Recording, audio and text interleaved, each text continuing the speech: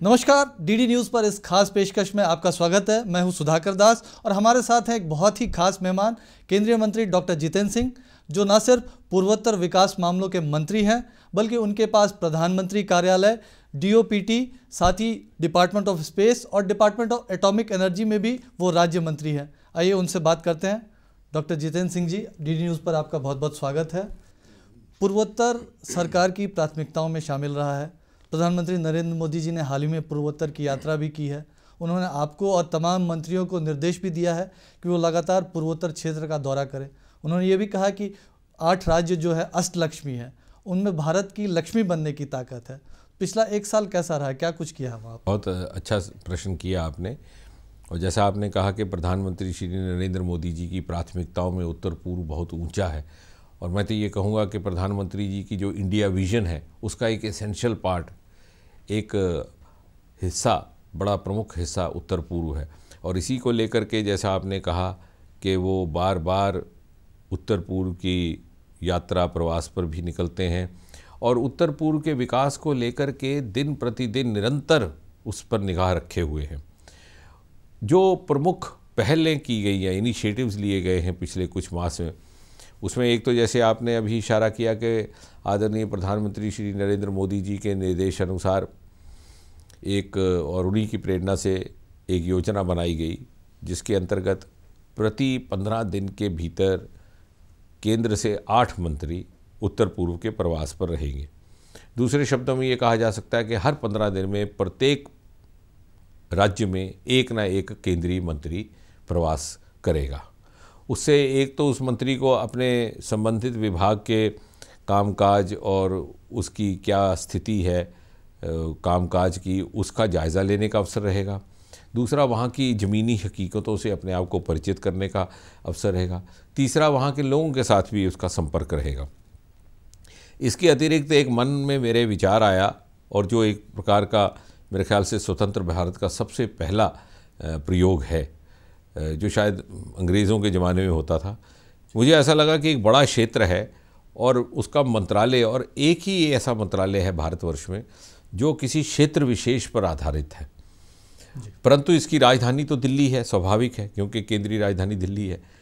तो क्यों ना कोई ऐसी व्यवस्था हो कि मंत्रालय की उपस्थिति उत्तर पूर्व के राज्यों में महसूस हो। एक rotational camp secretariat of donor ministry का एक कल्पना करके एक विचार कॉन्सेप्ट आगे रखा। उसके अंतर्गत हमने जनवरी फरवरी मास से आरंभ करके उसकी योजना ये है कि हर मास में, हर महीने में 5-6 दिन और हो सके तो 1 सप्ताह डोनर मंत्रालय के अधिकारी, उसके सेक्रेटरी, उसके जॉइंट सेक्रेटरी किसी एक ना एक प्रदेश में रहेंगे बाई रोटेशन। हमने शुरुआत की थी मणिपुर से, फिर अरुणाचल प्रदेश, फिर इसी तरह से त्रिपुरा, फिर मिजोरम, मतलब तमाम राज्यों में आप जा रहे हैं। उससे एक तो ज़मीन की हकीकतों का जायज़ा लेने का अवसर तो रहेगा अधिकारियों को, वहाँ के सिविल सोसाइटी प्रतिनिधियों से मिलने का भी अवसर रहेगा, परंतु मेरे ख्याल से एक बहुत बड़ा लाभ है मनोवैज्ञानिक, साइकोलॉजिकल बैरियर। वहाँ के लोगों को ये आश्वासन मिले और उनको आश्वस्त करवाया जाए कि हर बार अपनी प्रत्येक शिकायत का निवारण करने के लिए अनिवार्य नहीं है कि वो उनको दिल्ली चल करके आना पड़े, दिल्ली भी उन तक पहुँच सकती है। इसीलिए मैंने इस प्रयोग का नाम रखा डोनर एट डोर स्टेप, कि आपको अपनी शिकायतों के निवारण के लिए डोनर मंत्रालय तक आने की आवश्यकता नहीं, डोनर भी आपकी दहलीज पर पहुंच सकता है। डोनर एट डोर स्टेप, जिसकी एब्रीविएशन करिए तो होता है डैड, जिस प्रकार डैड अपने बच्चों का ध्यान रखता है। हम लोग या दूसरे लोग जो उत्तर पूर्व से बाहर रहते हैं, उनके लिए भी आवश्यक है कि वो उत्तर पूर्व से ज़्यादा अधिक परिचित हो। मुझे ये लगा कि ये दोनों काम साइमल्टेनियस चलने चाहिए। भारत की उपस्थिति उत्तर पूर्व में दर्ज हो, उत्तर पूर्व की उपस्थिति भारत में दर्ज हो। Show casing of north east in rest of India, उसको लेकर के अनेकों प्रयास किए हमने। नॉर्थ ईस्ट फेस्टिवल दिल्ली में भी किया और बहुत सी ऐसे उनकी विशेषताएं। इससे जुड़ा हुआ सवाल मैं आपसे पूछूंगा बाद में, लेकिन एक समस्या उत्तर पूर्व की इंफ्रास्ट्रक्चर को लेकर है। प्रधानमंत्री जी मेक इन इंडिया की बात करते हैं, आप भी मेक इन नॉर्थ ईस्ट की बात करते हैं। उसके लिए पिछले कुछ दिनों में काफ़ी खास पहल भी हुई है। प्रधानमंत्री जी स्वयं गए थे और कई परियोजनाओं का उन्होंने शिलान्यास भी किया है।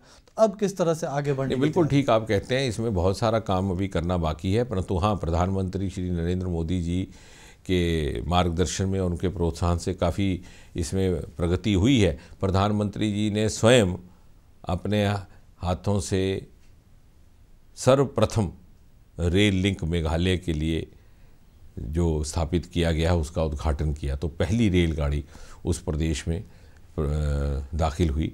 जहाँ तक एयर कनेक्टिविटी का प्रश्न है, हमारे पास एक बड़ा हवाई अड्डा गुवाहाटी का है, दूसरे हवाई अड्डे हैं, परंतु कई बार ऐसा भी लगता है और एक बड़ी विडंबना है कि उत्तर पूर्व के किसी प्रदेश की राजधानी से शायद दिल्ली या कोलकाता आना आसान हो। कोलकाता आना तो बहुत आसान है, परंतु आपस में उनका कनेक्टिविटी बहुत कम है। और यही कारण है, इस प्रयास के अंतर्गत एक हमने और भी पहल की अभी 2 ही सप्ताह पहले, कि पहली बार दिल्ली से नागालैंड दीमापुर के लिए एक डेली फ़्लाइट, पहले फ़्लाइट बदलनी पड़ती थी कोलकाता में, उसको आरंभ किया। अब मेरी ये कल्पना है कि मिज़ोरम को भी इस तरह से उस नक्शे पर लाया जाए, यदि रोज़ नहीं तो सप्ताह में 1 या 2 बार इस तरह डायरेक्ट फ़्लाइट। क्योंकि जो बाकी के हमारे प्रयास हैं, भले उद्योग को लेकर के, पर्यटन को, टूरिज़्म को लेकर के, वो भी तभी सफल होंगे जब कनेक्टिविटी का माध्यम बनेगा। हमने एक काम शुरू किया है 4 लेनिंग एंड 2 लेनिंग, या छोटी सड़कें उनको चौड़ा करने का, और एक रोड कॉरपोरेशन अलग से उत्तर पूर्व के लिए बनाने का एक प्रस्ताव रखा है। उसके ऊपर विचार हो रहा है कि कितनी उसकी फीजिबिलिटी है। यदि हमारा यातायात और कनेक्टिविटी का जो इंफ्रास्ट्रक्चर है ये सुधर जाए, लोगों का आना जाना अधिक हो जाए, तो फिज़िकल बैरियर के साथ साथ वो जो साइकोलॉजिकल बैरियर जिसका मैं उल्लेख कर रहा था वो भी कवर हो जाएगा। जो बिल्कुल नॉर्थ ईस्ट के लोगों की एक शिकायत जरूर रही है कि जब वो भारत के दूसरे हिस्सों में जाते हैं तो कई बार हिंसा या छिटपुट कई तरह की घटनाएं उनके साथ होती रहती है। तो ये एक संवेदनशील मुद्दा भी उनके लिए। बेजबरवा समिति आपने बनाई थी, उसकी रिपोर्ट्स को भी माना है, तो अब लगता है कि ये दिक्कतें जो थी वो दूर होंगी। जहाँ एक और बहुत ज़्यादा प्रयास होता रहा और बहुत ज़्यादा ये बात होती रही कि उत्तर पूर्व को भारत की मुख्य धारा के साथ लाओ, मैंने एक नई चर्चा से आरंभ की है, भारत को उत्तर पूर्व की मुख्य धारा के साथ भी जोड़िए। अब देखिए, बहुत कम लोगों को इस बात की जानकारी है कि मिज़ोरम एक ऐसा प्रदेश है जिसका लिटरेसी रेट लगभग 92-93% है। भारत में दूसरे नंबर पर यह राज्य है, पहला केरल। हालांकि इनकी तुलना हो ही नहीं सकती, वो इसलिए नहीं हो सकती कि ये सबसे बाद में स्थापित हुआ राज्य है। उसके बावजूद मिज़ोरम जैसा प्रदेश पढ़ाई लिखाई और शिक्षा स्तर में इतना आगे है और उसका हम पूरा लाभ नहीं ले पा रहे, और उसके लोग जगह जगह फैले हुए हैं। यदि उन्हीं को आकर के बाहर अपनी योग्यता का लाभ देने का अवसर मिले, सेवाएं देने का अवसर मिले, तो वो ना मिज़ोरम के लिए के हित में होगा, बाकी भारत के लिए भी हित में होगा। इसके अतिरिक्त युवाओं का वहाँ से माइग्रेशन हो जाती है, एक्सोडस हो जाता है। उसके 2 प्रमुख कारण हैं। एक कि वहाँ पर ऊंची शिक्षा का स्तर शायद उस प्रकार का नहीं जैसे कि आज का युवा अपेक्षा करता है। हालांकि यूनिवर्सिटीज़ हैं, कॉलेजेस भी हैं, परंतु आजकल चूँकि लोगों में जागरूकता आ गई है, ज़रूरत भी काफ़ी है, जागरूकता भी आ गई है, वो सोचते हैं कि अच्छे संस्थानों में जाएं।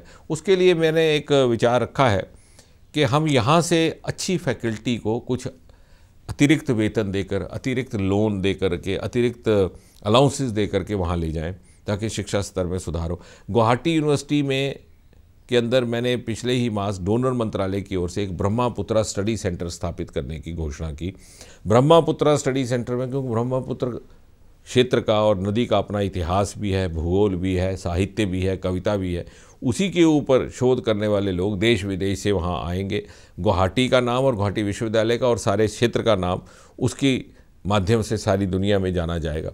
इसको लेकर के दूसरा एक प्लान का कारण रहता है कि रोज़गार के समुचित अवसर नहीं है, और मेरे ख्याल से उसके लिए जैसे प्रधानमंत्री जी ने भी कई बार कहा, ऑर्गेनिक फार्मिंग या ऐसे क्षेत्र जहाँ से कि रोज़गार के नए नए अवसर पैदा किए जा सकते हैं। टेक्सटाइल क्लस्टर, टूरिज़्म को लेकर के जैसे ही मैंने विभाग संभाला, अगले ही दिन कैलेंडर बनना था उत्तर पूर्व का, तो थीम का निर्णय हो रहा था। तो मैंने कहा हम हर मास में, हर महीने के कैलेंडर में उस महीने में होने वाला एक बड़ा पर्व किसी भी प्रदेश का हो उसको लेकर के दर्शाते हुए उसका नाच गाना, उसका कल्चर, उससे कल्चर भी दर्शाया जाएगा और टूरिज़्म भी दर्शाया जाएगा। तो वो प्रयास किया, क्योंकि बहुत से लोगों को इसकी जानकारी नहीं है। इस प्रकार जैसे हम एक्ट ईस्ट कहते हैं, तो एक्ट ईस्ट हम आमतौर से कहते हैं कि उन देशों के संदर्भ में जो पूर्वी सीमा के पार हैं, भले ही वो बांग्लादेश है, भले ही वो बर्मा है, भले ही म्यांमार, भूटान, उन देशों के प्रतिनिधियों की हमने यहाँ बैठक बुलाई, उनके मंत्रीगण यहाँ आए और उनको हमने ये समझाने का प्रयास किया कि एक्ट ईस्ट जब हम करेंगे तो उसमें पूर्ण अगर यदि सफलता प्राप्त करने का प्रयास करना है तो हमारे लिए अनिवार्य है कि पूर्वी सीमा के भीतर का जो पूर्वी हिस्सा है, जो हमारा पूर्वी क्षेत्र उत्तर प्रदेश, उसका भी विकास हो, क्योंकि उनका जीवन शैली एक समान, खान पान एक समान, जो पैदावार उत्तर पूर्व में होगी वो ज़्यादा आसानी से वहाँ बेची भी जा सकती है, फ़रोख्त की जा सकती है।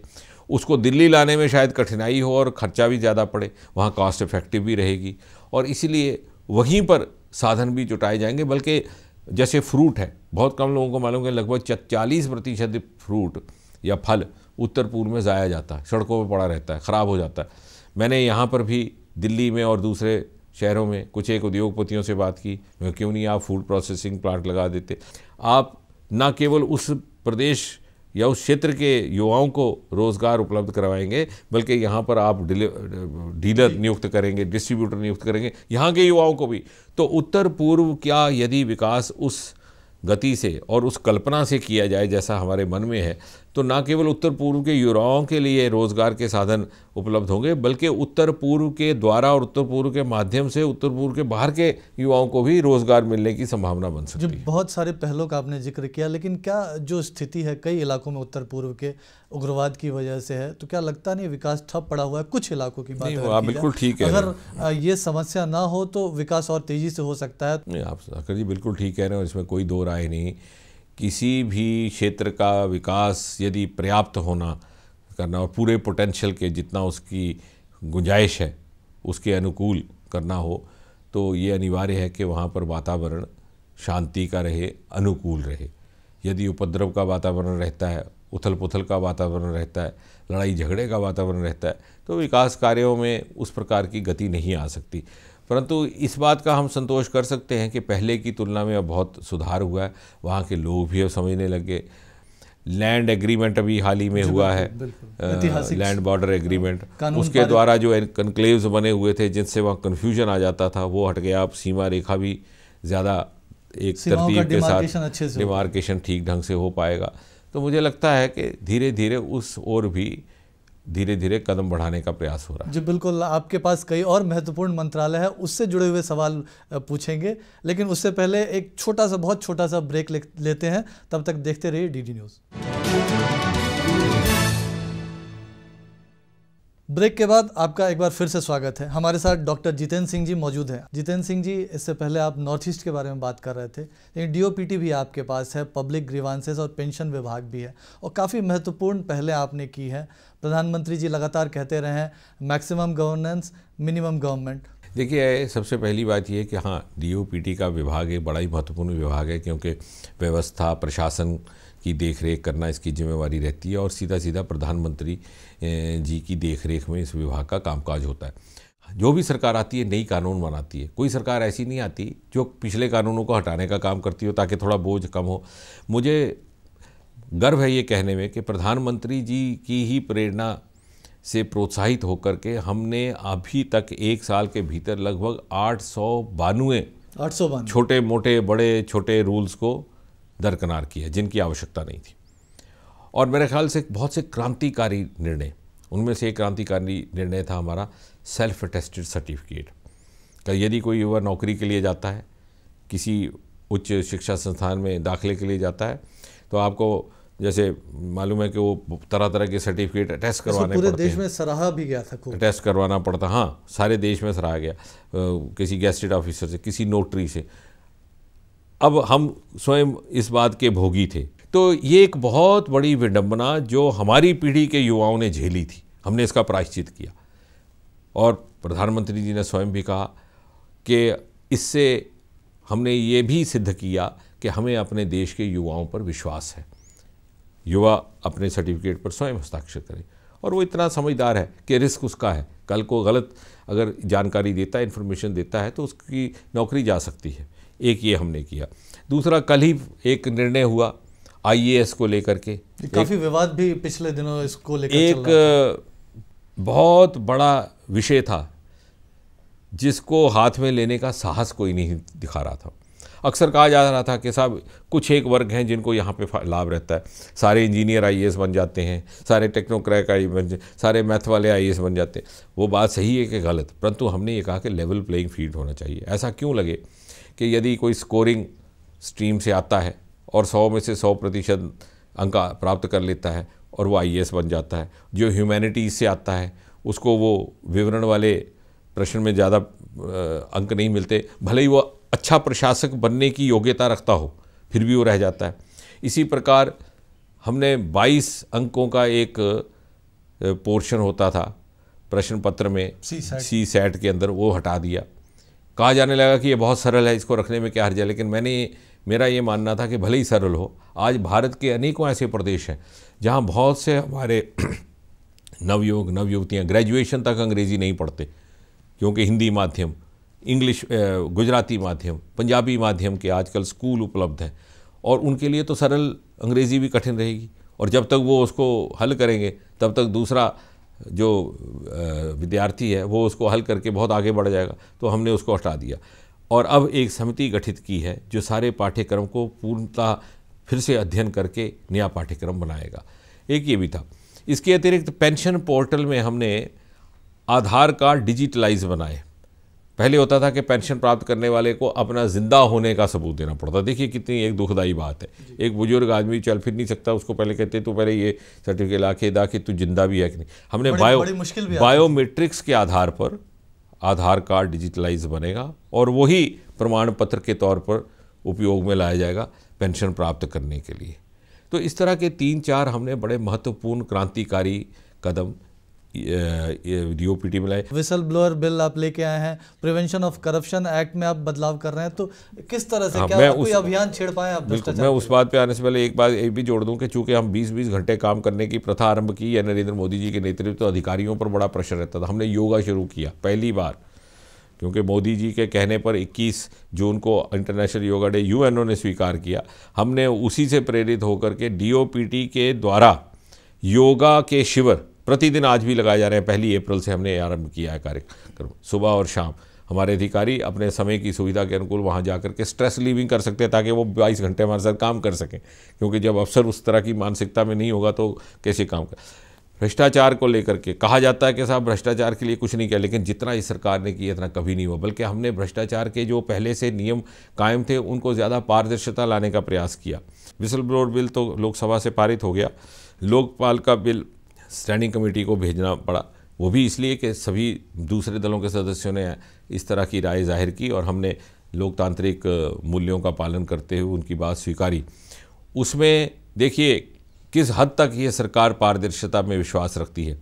पिछली सरकार ने जो कानून बनाया था उसमें सिलेक्शन कमेटी के लिए एक सदस्य था जो कि लीडर ऑफ अपोजिशन जिसको कहा गया। अब इस लोकसभा में लीडर ऑफ अपोजिशन था ही नहीं। 16वीं लोकसभा में हमने ये अमेंडमेंट लाई कि यदि लीडर ऑफ अपोजिशन नहीं है, हालांकि एक तरह से तो ये बात थी कि भाई हमें इतना बहुमत मिला कि लीडर ऑफ अपोजिशन कोई रहा ही नहीं, 30-40 में ही रुक गए सब लोग, लेकिन हमने स्वयं ये ऑफर दी। हमने कहा कि नहीं, इससे प्रक्रिया रुकनी नहीं चाहिए, हम अमेंडमेंट लाएंगे कि लीडर ऑफ अपोजिशन यदि नहीं है, मान्यता प्राप्त कोई नहीं है, तो leader of largest opposition party को ही उसका सदस्य नियुक्त किया जाए। तो मेरा कहने का तात्पर्य है कि इतनी सिंसेरिटी और प्रतिबद्धता, कमिटमेंट है भ्रष्टाचार को हटाने के लिए। प्रिवेंशन ऑफ करप्शन एक्ट को लाया गया है, वो अभी पेंडिंग है संसद में लाने के लिए। उसमें कुछ ऐसे प्रावधान भी लाए जा रहे हैं कि भ्रष्टाचार को रोका जाए, परंतु अनावश्यक तौर पर किसी अधिकारी को परेशानी ना हो, ताकि किसी अधिकारी का इनिशिएटिव समाप्त ना हो, ऑफिसर का वो काम ही करना बंद कर दे, इस प्रकार का भी कानून ना हो। इसलिए उसको पर्याप्त प्रोटेक्शन भी रहे।